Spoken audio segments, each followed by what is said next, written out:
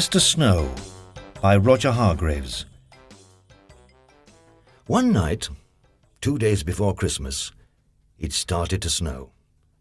All night it snowed and snowed and snowed and snowed and snowed. Millions and billions and trillions of big, white, soft snowflakes covered the whole wide world.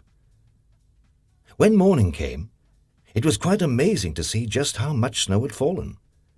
All the houses, all the trees, all the roads, and all the fields were covered. It was almost as if a huge white blanket had been gently laid over everything. Everywhere you looked was white. And then the sun came out, and so did the children. They were all dressed up and muffled up, wearing scarves and woolies and gloves and boots, so that they wouldn't catch cold.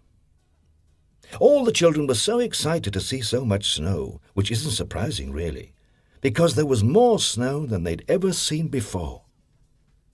Some of them went on their sledges, racing down the hills. Some of them, who didn't have sledges, threw snowballs at each other. One little boy even made a snowball that was as big as himself. And some of the children made snowmen. Then it was Christmas Eve.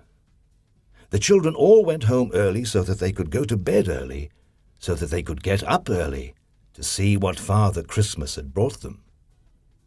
But that particular Christmas Eve, Father Christmas was in trouble. And the trouble was that it had snowed so much that Father Christmas was stuck, well and truly stuck.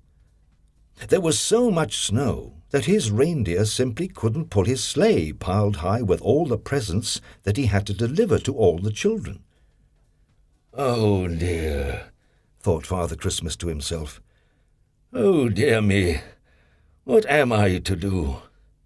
He sat down on his sack of toys and thought how he could manage to deliver all the presents to all the children before they woke up on Christmas morning. "Oh dear me," he said out loud, and sighed. Now, it just so happened that Father Christmas had got himself stuck just beside a snowman, which one of the children had built. And that gave him an idea. A good idea. A very good idea. A very good idea indeed. "How would you like to help me?" he asked the snowman. But of course the snowman didn't answer, because snowmen can't talk, can they? "Of course I'll have to use some of my magic to bring him to life," thought Father Christmas to himself.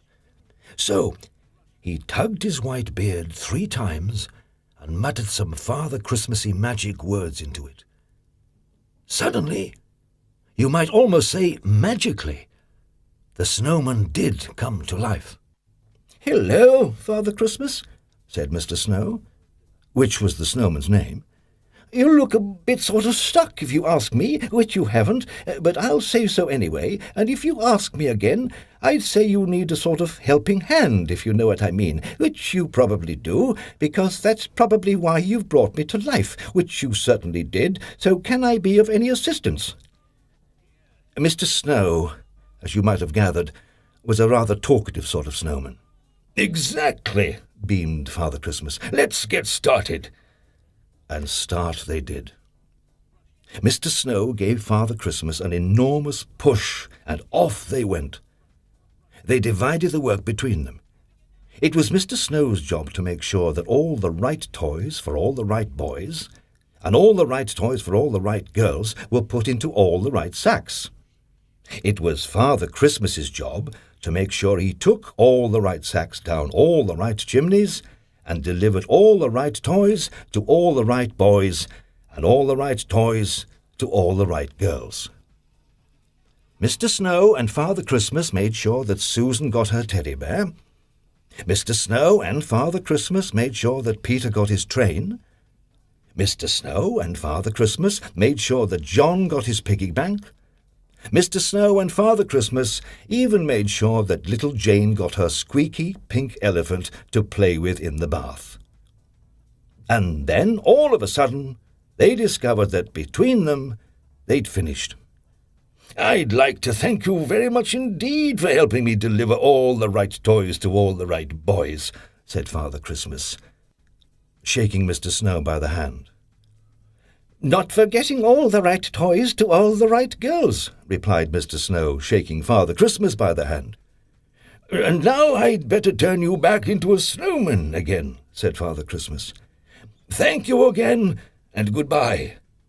"My pleasure," smiled Mr. Snow. And you know, from that Christmas to this Christmas, Father Christmas always chooses a snowman to help him. So the next time you build a snowman, you'd better make sure you build him properly, because somebody you know might want that snowman to give him a hand. And you know who that would be, don't you?